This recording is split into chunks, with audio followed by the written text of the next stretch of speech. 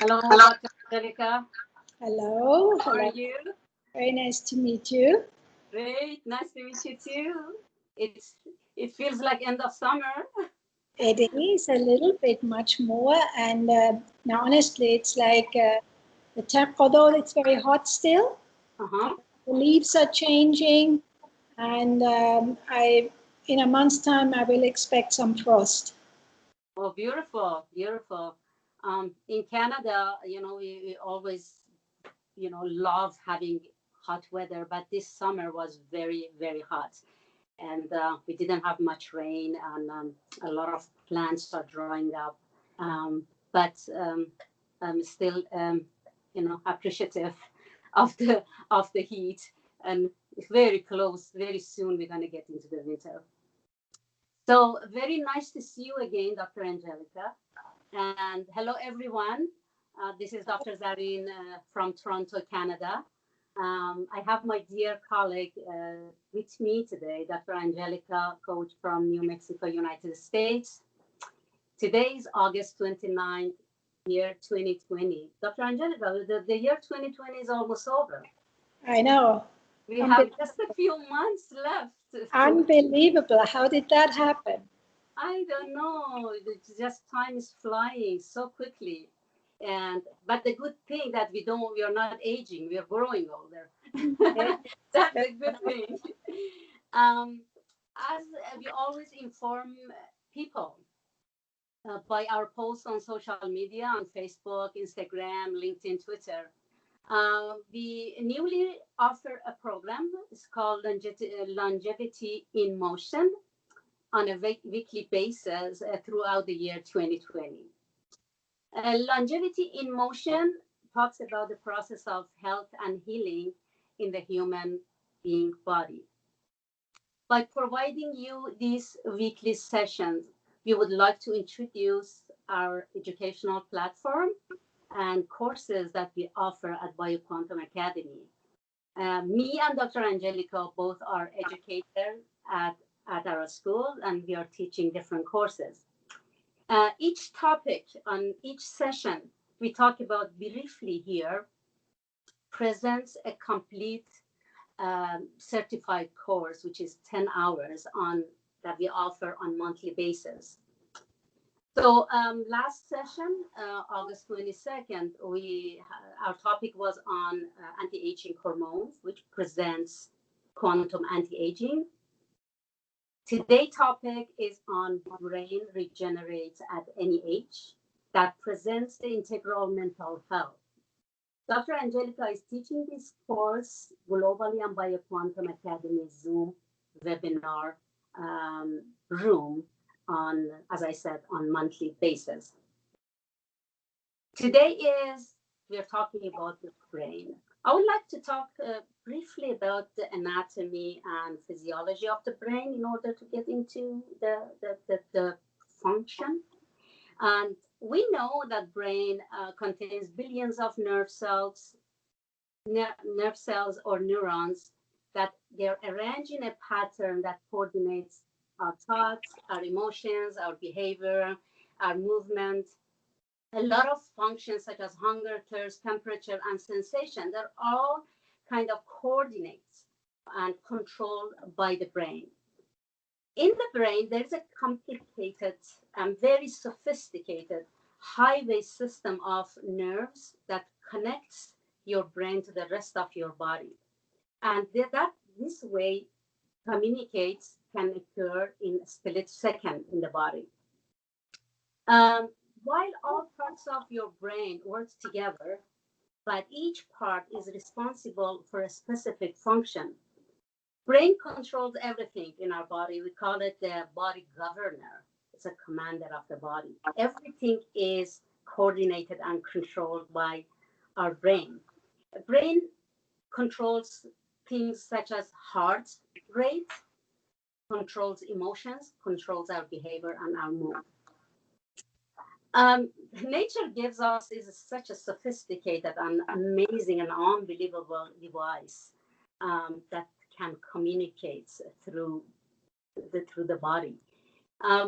Our brain is an electric device and works with electric impulses.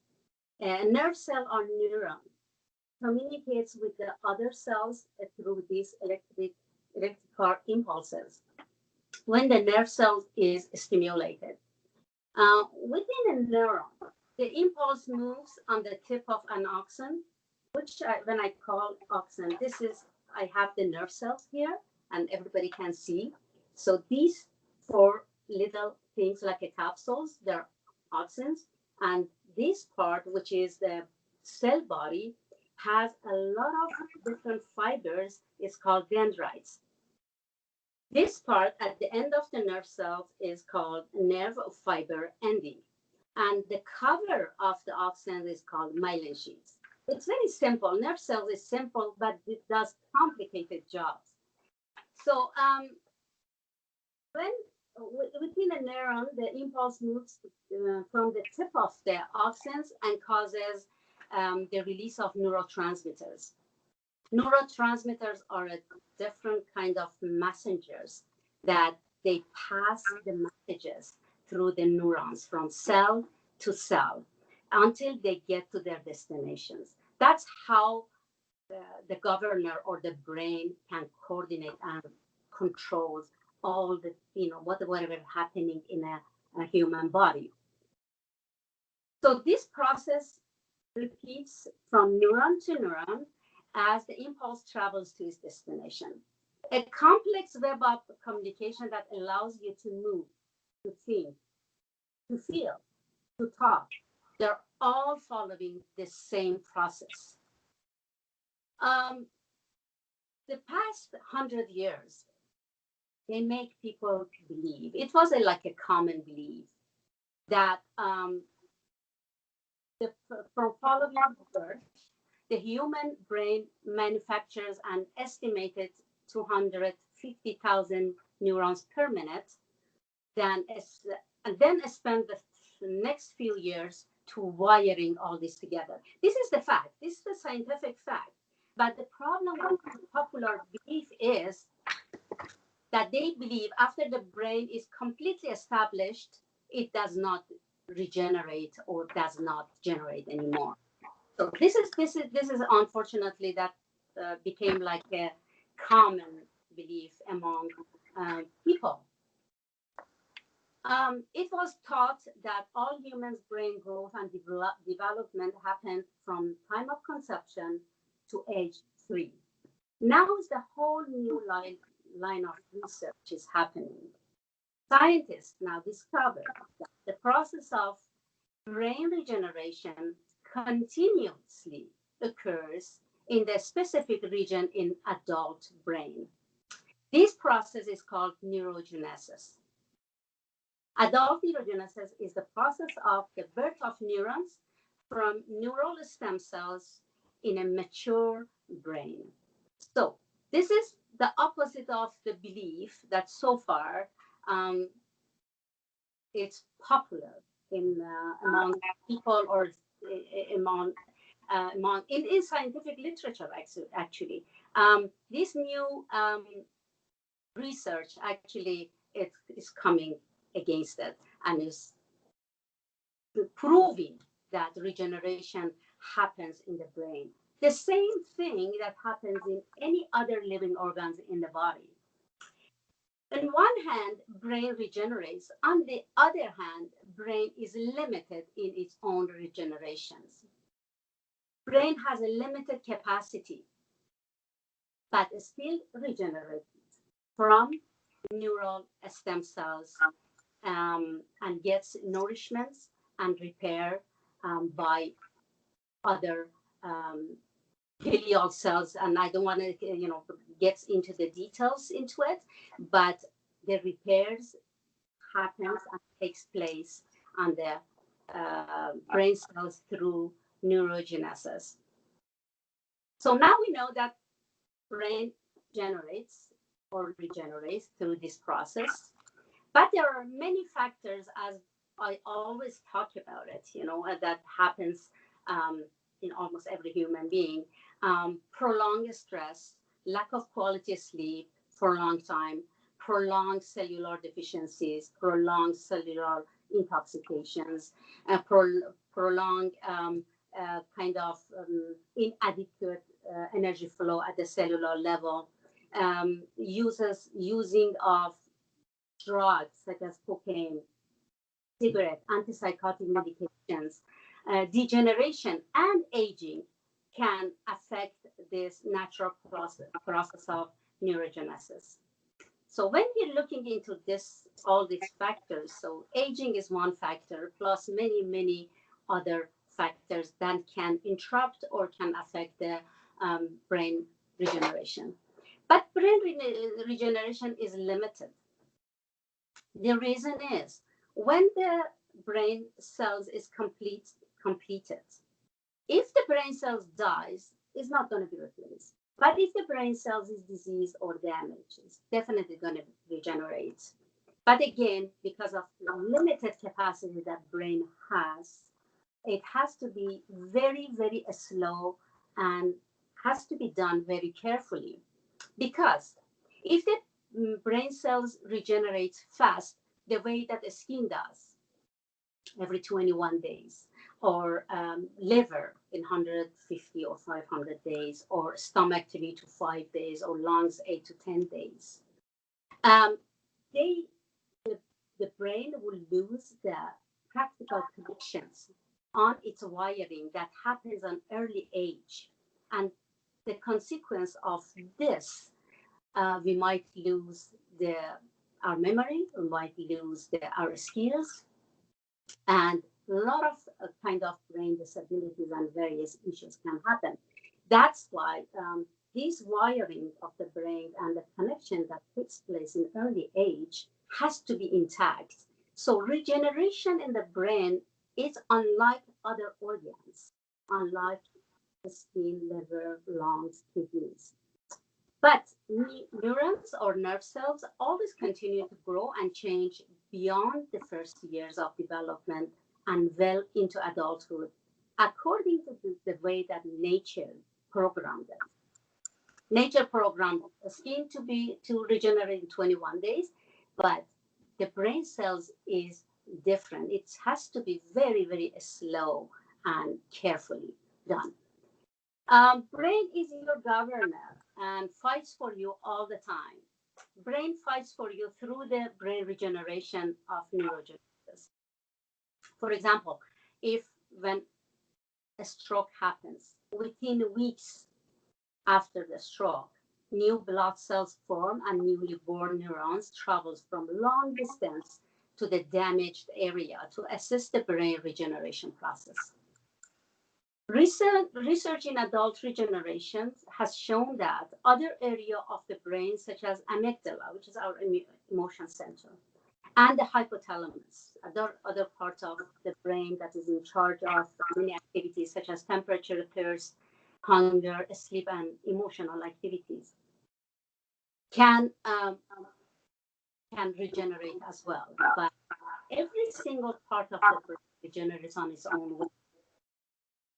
So now we know brain can regenerates, but the details is coming in depth in our course that is offered by Quantum Academy, and Dr. Angelica is teaching this course globally. And this segment that I just briefly introduced the brain, anatomy and physiology, but after Dr. Angelica talked, I want to get into the mental illness briefly and related to the brain as well. So Dr. Angelica, I'm going to pass it to you, and you're an expert on this. And please let us know about the brain more. Yes, I'm very happy to be here again. And today for our listeners, I want to introduce you to our second brain, which actually sits in your belly. And we will see that your gastrointestinal tract in your brain are directly bidirectionally related. And so I will talk a little bit about it so you get a better idea But overall, I would like to start my talk today that, life expectancy has tripled over the course in human history, and this theoretical maximum lifespan of 120 years sure remains elusive. And with the breakthrough of longevity medicine, the rate at which we can age today can be modified. We age, but we also have tools today to make aging more a life-affirming experience. And we do not necessarily have to, I would say, decline in memory, even when you're 60 years old. So the field of longevity medicine is uncovered. Dr. Pravin, do you hear me? Because I hear a little background noise. Do you hear me?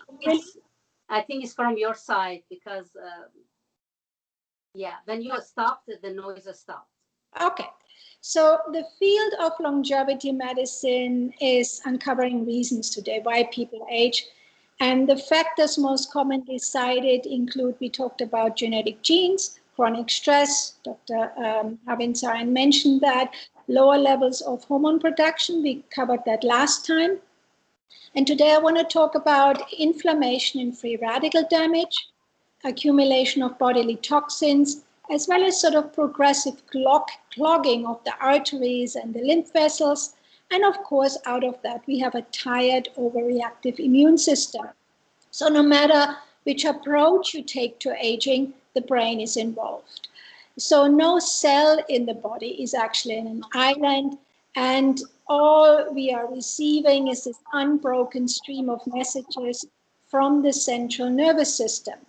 So certain messages are good for cells and others are bad. So if you are happily married, it sends a different message, to your body than if you feel lonely or isolated.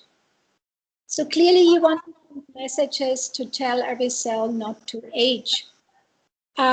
In fact, there was a study in 2010 done that meditation, for example, creates, I'm sorry about this background noise. I do not know where this is coming from. I'm trying my best here. It's nothing has changed technical wise, but I hear. Dr. Angelica, sorry, you can turn the volume down a little bit. Maybe it makes it better. Okay, we're gonna try that. If that makes that a little help. I think so. We'll see. So so meditation, for example, creates a crucial enzyme called telomerase. Now, just to simplify, every chromosome has we call it repetitive chemical structure, and it's called telomere. And it's sort of like the period at the end of a sentence, or I would say little plastic, little plastic bits which we have on our shoelaces. And they close off the chromosome DNA and helps to keep it intact. And over the years, these little plastic bits, they fray off. And therefore, the body therefore sort of breaks down more, because now we have an imperfect cell division and these telomeres get shorter. And therefore, our genetic codes get also affected. But as a person ages, some brain cells die while others become damaged. We do have loss of brain weight, reduces the reflexes, the memory is affected, the learning capacity, maybe impaired mental function, but all that is often influenced today by reduced blood flow to the brain, as well as food allergies and toxin accumulation and insufficient nutrients. That's really where we talk about today, in order to see how the brain is affected. So changes in the brain function and this regulation of balance in the hormonal and nervous system truly today are at the core of the aging process. For example, our listener, maybe you are familiar with neurotransmitters, and we have dopamine and serotonin. Sort of serotonin is the happy feel hormone. And due to genetic flaws, for example, improper diet, toxins from environment, microorganisms, stress, and other factors, the level of serotonin and dopamine are maybe suboptimal, right? And this can affect then chemical controls and region in our brain, as well as the influence of appetite, our emotions, our moods. So today I want to talk about our digestive system and especially the microbiome. So our body is colonized by a multitude of organisms, and they outnumber actually your own cells. We talk about roughly about 100 trillion invisible creatures. We call them microbes. And they cover your insides and outsides, so they can be in your mouth, your nose, your ears, your intestines, your genitalia, and every inch of your skin. And if you could isolate them, scientists say it would fill up half a gallon of a container. But most of these organisms live within your digestive tract. And while they include the fungi and the viruses, it appears that the bacterial species that make their home inside you dominate, sort of in the ratio. And we call this complex internal ecology that thrives within this genetic fingerprint, the microbiome. So microbiome is small, and biome referring to this natural occurring community within your body. It's now undeniable that our intestinal organisms participate in a wide variety of physiological actions. We talk about detoxification, inflammation, transmitter, vitamin production, nutrient absorption, even signaling when you're hungry or full, or utilizing carbs and fat. So all these processes affect also our brain function. It can even go to allergies, diabetes, dementia. I'm going to try to move my computer right now because I do hear this background noise always. And maybe there's something wrong with the computer.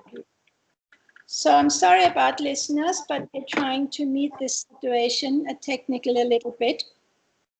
So coming back to it, the microbiome affects our mood, libido, metabolism, immunity, and so on. So what you eat, or you are what you eat, is not just a simple sentence. It's truly related to how your whole body functions. And the two mechanisms that lead to brain degeneration or chronic inflammation are today free radicals and inflammatory situations within our body. And you can say, while we produce energy, the body produces these free radicals, which is a byproduct. But when there are too much in our body, then we run the gamut of creating inflammation within our body. And you can see a little bit as if the body would rust. So let's talk about how you can create antioxidants within your body and how to quench these flames of the inflammation, which also affects your brain. So your intestinal flora has everything to do with inflammation and whether or not we combat these free radicals, which we call them the baddies in our body. So chronic inflammation and free radical damage are concepts that lie front and center in neuroscience today. And nutrient sources of fuel for the beneficial bacteria that live within your gut play fundamental roles in preserving health.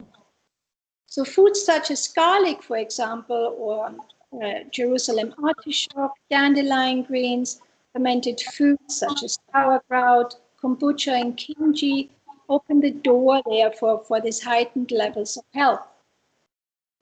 Now, today's science examines how lifestyle choices such as diet, exercise, sleep, and stress management influence this expression of our DNA.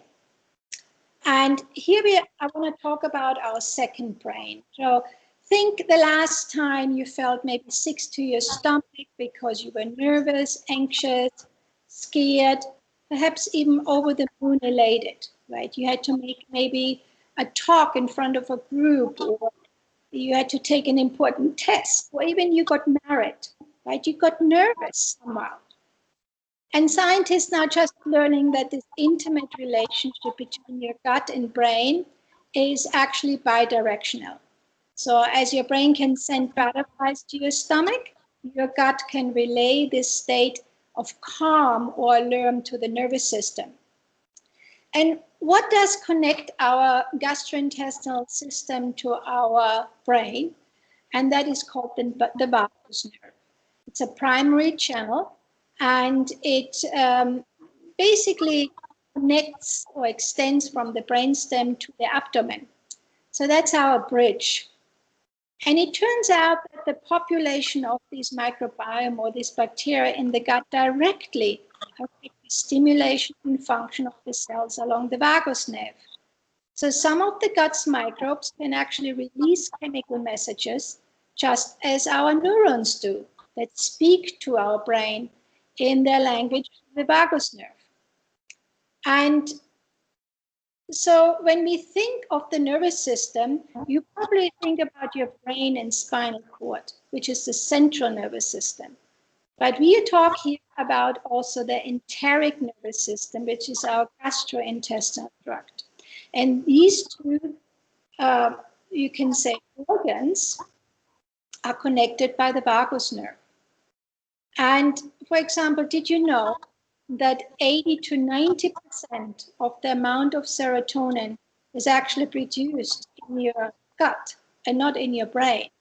And that's why psychotherapists or neurologists today, shy away a little bit by prescribing antidepressants like Paxil or Zoloft or Lexapro, because they have much better results by dietary changes, right? Because the gut is so really is a much better location in order to heal the brain, particularly when it comes to neurotransmitters. So when we connect these dots from the gut to the brain, it helps to consider the body's general response to stress, right? Both physical and today we are all stressed, not to say about our current health situation. And we have sort of lifestyle that resembles more lying as running behind us rather than sitting on the top of a mountaintop, relaxed and peaceful. So your body is constantly flooded by natural steroids or adrenaline. And that causes to create this inflammatory, we call it cytokines. And it sends this body into high alert and therefore creates this inflammatory situation. So physical stress also includes encounters with potentially deadly toxins today or pathogens. So it's very important that we really look at our diet and the chronic immune activation resulting in inflammation, such as these encounters, can lead also to chronic disease. And we have Parkinson's, we have dementia, we have depression, as well as ulcerative colitis or gastric imbalances. So in general, our body can deal with this via our immune system. But we also in our gut have an immune system called gut-associated lymphatic tissue called GALT. And it actually represents 70 to 80% of our body's total immune system. So when this topic today said brain degeneration of any age, we know now today that even when the current thinking, particularly in the scientific community, is that the moment we move through the birth canal and are exposed to organisms in the vagina of the mother, our microbiome begins to develop. So even the mother's fecal material in the perineal area helps to inoculate the newborn with health-sustaining microorganisms. So this means how you were born affects how your microbiome developed initially, which in turn then influenced your innate tendency for inflammation later in life. And that raises, of course, the question, if somebody is born vaginally or naturally vaginally or with a C-section. So today we know that the disruption of the infant's gut microbiota has been linked to many inflammatory and immune problems like allergy, asthma, and even cancer. So when we talk about rebuilding our brain power, we must embrace that unless the brain cells have withered and died, the diminishment of all mental ability is not inevitable, but we can do something about it. So people between 40 or 60 years old can retain not only an almost perfect memory, but also have a youthful mind, right? Which is often seen or characterized by dynamic brain power, learning ability, creativity. You have an emotional zest, usually found only in young people. But all this has to do with really following a comprehensive brain longevity program. And that consists of detoxification, stress reduction. We talked about hormone balancing the last time, nutritional support, and of course, exercise. And that means physical and mental exercise. Stem cells play a huge part in that as well. So I would say physical exercise is one of the most potent ways of changing your genes. So when you exercise, you actually exercise your genes. And aerobic exercise in particular not only turns on the genes linked to longevity, but also targets this, we call it a growth hormone. It's called brain-derived neurotrophic factor. And it really reverses the decline of memory. So, exercise is really wonderful, especially among the elderly.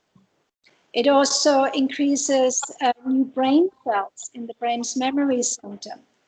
So the more we move our body, the fitter our brain becomes. It's very important here. I also want to, in terms of diet, there were quite a few studies which said calorie consumption. If you bring down your calories in general, again, that turns on the gene of this brain growth hormone. And extensive study clearly demonstrated that when animals are on a reduced caloric diet, their brain production in this hormone shoots up, and they show dramatic improvement in memory and other cognitive function. So I would say, exercise, changes in dietary, a life-affirming diet, in general increases also the body's natural antioxidant defenses, and it boosts the enzymes. So we talked about two things in this brief talk today, which we have inflammation and we have free radical damage, which just happens naturally in our body. But when the free radicals get a little bit overboard or too much in ratio, then we have problems. So what can you do to reduce free radical damage? We talked about last time already vitamin A, C, and E. But today I want to bring in some flavonoids maybe. We want to bring in some selenium, zinc, copper, manganese, and bring in good antioxidants. And the best ones for our body is CQ10 as well as glutathione. You can get that with your healthcare practitioner, as well as these are accessible products you will get on the over-the-counter market. And then also we want to bring in something to improve the brain power. And here I love lecithin. Lecithin is wonderful. It's really, it's an important chemical involved in memory and thought. We want to bring in some more amino acids. And then if you want to think about some herbs, I would say ginkgo biloba would be wonderful here. It's a greatly improves the supply and the oxygen to the brain, increases brain function. Panax ginseng is an adaptogenic herb as well as Siberian ginseng. Wonderful, they improve mental function. All something you can do from your home, but also it's always recommended, of course, to consult a healthcare practitioner. So if you want to learn more about integrated mental health, I would say join us in our certified 10-hour webinar. At the Quantum Academy, we offer 2.5 hours on a weekly basis, so it covers 4 weeks. And I will teach you about the ins and outs of optimal mental health. So students in general gain knowledge and practice to support a whole body approach to mental health disorders. And we look at utilizing multiple fields of medicine as well as nutritional sciences. So as I said, we will cover the second brain, the microbiome, the guts, what you can do practical level, how to meet situations like dementia, Alzheimer's, ADHD maybe. We just cover a lot, but in a very comprehensive way.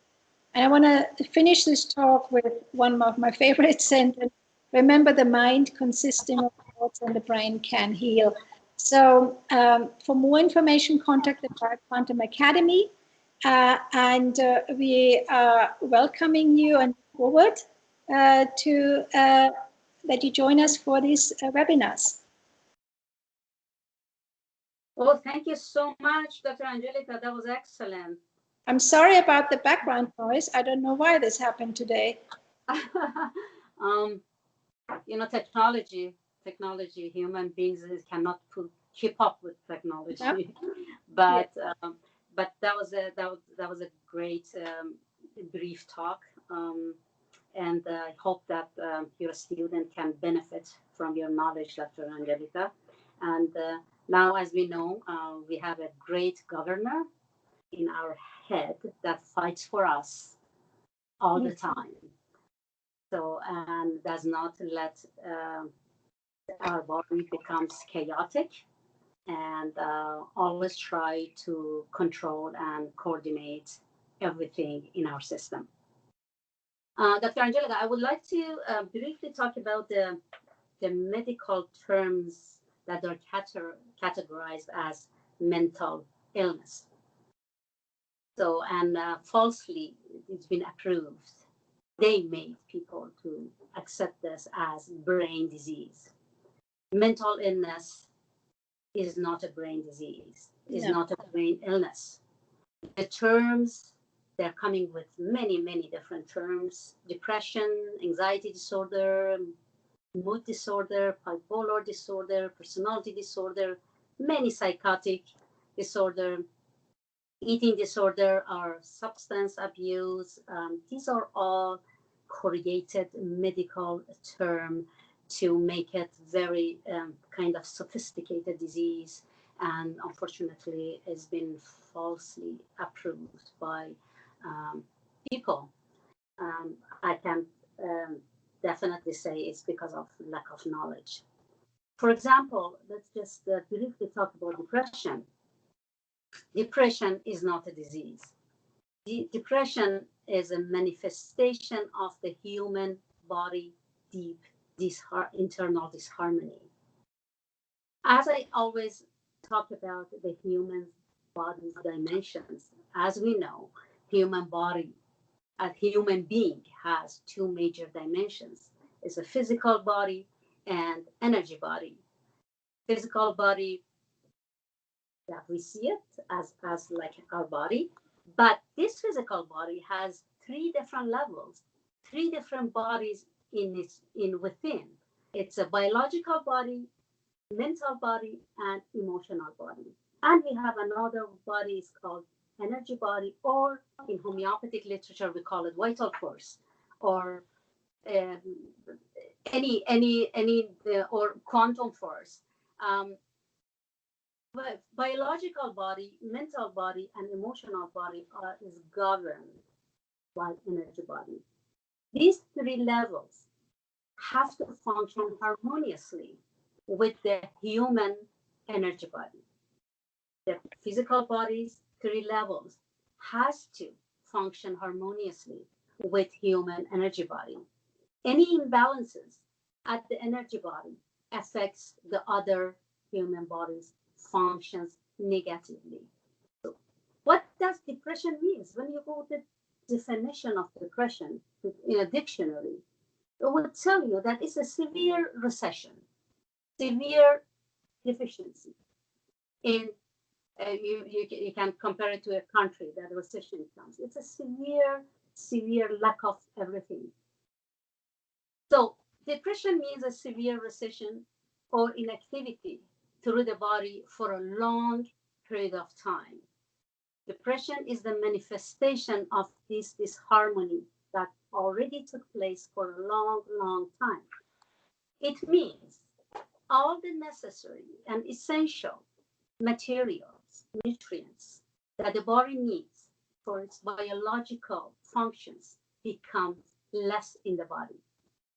And all the biological activities, such as building new molecules, new cells, new enzymes, new hormones, and majorly new neurotransmitters, which are protein based, and new tissues will slow down because the body is deficient in essential and raw materials.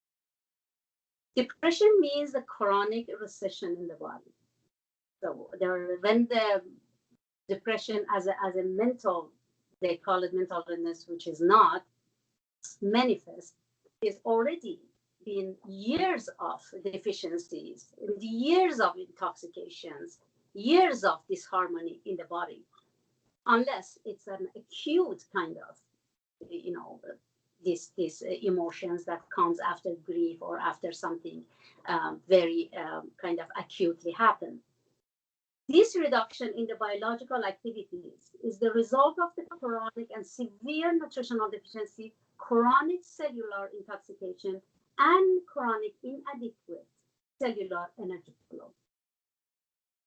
Due to a shortage of all these essential materials, presence of toxins for a long time, and inadequate energy flow, I'm just repeating it, your wisdom and your intelligence create a certain type of symptoms. And in this case, it's a certain kind of emotions that creates, we call it depression. These emotions is not a disease, it's your survival. This is done by your brain. Your brain understands what's going on in this country, what's going on in your system. That's why it always detects everything. And once your brain knows that there is a shortage of everything, has to slow down your body at every level. When there is no materials, how could you make molecules? How do you make new enzyme? How can you make neurotransmitters? There is no way. This is done by the brain to keep you survive. This is your survival. Definitely, this kind of emotions or this kind of symptoms is not pleasant. No symptoms is pleasant. So, but these unpleasant symptoms is your survival mechanism to keep you alive. If your body during this recession wants to do the normal things, you're not going to last for a short period of time. So that's why everything has to slow down in order to survive. As I always say, symptoms of your body are your body language. It's a communication between the physical body and energy body. So this is the communication. Do not suppress, interrupt this communication by taking nonsense medication to suppress these emotions. These emotions are your survival. These are created according to the laws of nature. Don't fight with nature. So your wisdom knows better than anybody to how to take actions, take necessary actions to keep you survive. But these actions, it saves you at any cost. The human emotions generally are your natural protection. As I have a course on trauma and emotions, and I like to co-teach it with Dr. Angelica. But I always say that human emotions are naturally created to protect you in life-threatening or dangerous circumstances. So, while suppressing these emotions, It's a debt installments to suppress these vital symptoms. They are unpleasant in one hand, but they are vital symptoms.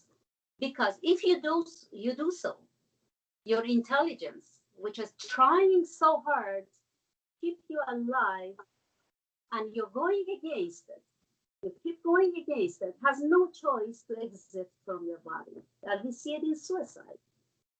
That's an unfortunate situation because you are going against your intelligence and against your nature. The body is without, intelligence, vital force is a piece of dead material. So the human body, as I always teach it, and I always say it, has only one disease. It's called human disease. It's a human disharmony with thousands of manifestations based on the severity of the underlying causes, based on each individual predispositions, susceptibility, tendency, that we call it in medical term genetic. So every individual responding to this kind of situation differently. I would like to give you an example, for example, of fear. So what is fear? Fear is a natural emotion. Nobody likes fear. We don't want fear. You always say face the fear. But on the other hand, fear is your natural emotion. For example, when you hear a sound of explosion, just right beside you, brain creates a certain alertness in you that manifests in a form of emotions, which is fear, to make you quickly find a safe place and try to keep yourself in a safe place. Or, for example, when you're chased by a wild animal, for example, brain creates a certain alertness to make you run as quickly as possible to keep away from the danger sites. Fear in dangerous situation is a natural emotional symptoms created by the brain if you survive. Oftentimes people coming, in a homeopathic case taking, we emphasis on the fears. What kind of fear you have? We just want to know the person constitutions, but we never ever suppress the fear. Fear just lead us to find the right medicine for the person, because actually, based on each individual susceptibility, the emotions are different. So is fear. So, to my knowledge and understanding, being fearless in dangerous situation is a pathology, not having the fear. As long as the fear doesn't make you lose your judgment in that kind of situation, not to choose the right way of facing it. So mental symptoms are not brain diseases. You always have to look into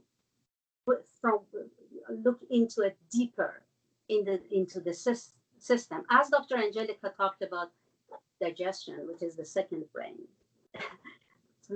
majority of problems started from there. The health and healing start from there.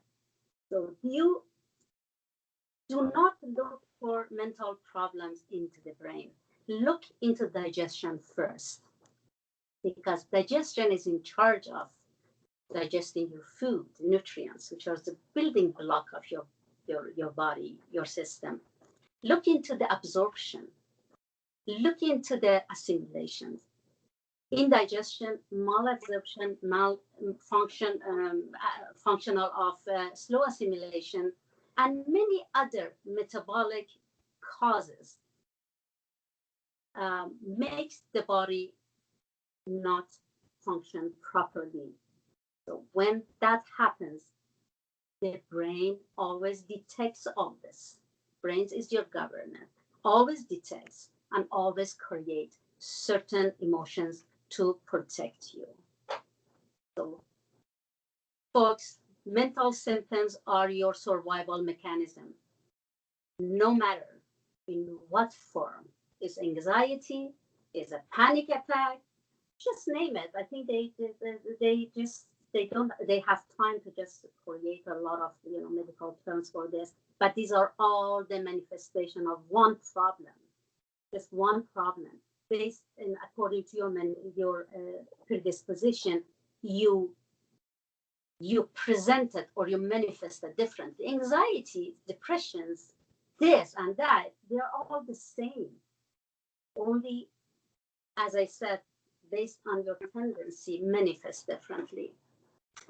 So, the emotional or mental symptoms in the form of anxiety, panic, depression must not be suppressed. I'm here to tell you, this is a very dangerous action, because by doing so, you block the pathway of the vital communication between your physical body and your energy body.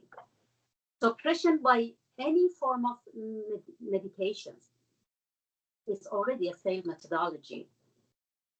You will lose your wise and natural protection, and it causes the disease deepen further inside you. Always take care of the underlying cause, as we always mention. So we treat these kind of conditions, these kind of disorders, we don't treat symptoms. We just take symptoms as vital like symptoms to tell us exactly what's going on. But we treat them with homotoxicology medicine, homeopathic medicine, gemotherapy remedies, trace minerals, biochemical minerals, nutritional medicine and supplements, the right food and nutrition for your genetic code, lifestyle changes, a lot of things that in lifestyle changes, such as exercise, sunshine, positive attitude, spirituality, conscious mind, wise living. If you go through this list, you see, except the medicine, everything is free. So all good things are coming to you free. So we treat these kind of issues, conditions, by our natural modalities. Dr. Angelica and I, we both practice for decades, and we both teach, and we are here to raise awareness, to help you, educate you, share our knowledge with you, to help you. Please do not suppress your emotions in any form. Otherwise, it's a dead installment. And thank you so much, Dr. Angelica, one more time. Anything you want to add? No, you said it beautifully, and summarize it just in 2 sentences. Mental health refers to our, as you said, cognitive, behavioral, emotional well-being. And it's all about how we think, feel, and behave. And even the World Health Organization defines it as a state of well-being in which the individual realizes that his or her own abilities, can cope with the normal stresses of life, can work productively and fruitfully, and is able to make a contribution to his or her community. So it starts with the mental health, which can then influence brain health, like literally brain pathology, as well as brain pathology can affect vice versa our mental health. So they both, work with each other. They're not the same, but I think what Dr. Parvin Zarrin was saying is that it doesn't matter what the label, it doesn't matter what the specialization is. The main part is, keep your terrain, your inner and outer terrain, healthy and life affirming. And that starts with the digestive system. It starts with your mental thoughts, your emotional expression, your relationship to life, all what really defines a living organism has to do with mental health as well as brain pathology. So I'm not saying one or the other, as you very well said. It really starts from the very core of a human being and how the human being, sorry, really can sort of can live and manifest him or herself in the most highest form. So that's how I want to close this talk before I start coughing and too much talking. too much. And thank you very much. Thank you so much, Dr. Angelica. That was excellent. And see you next time. See everyone. See you next time. Hopefully that it was a little bit of help to you guys. If you have any questions, you know where we are, and you can reach out to us, and we are here to answer your questions. Thank you again. Sure. Bye. Bye-bye. Bye.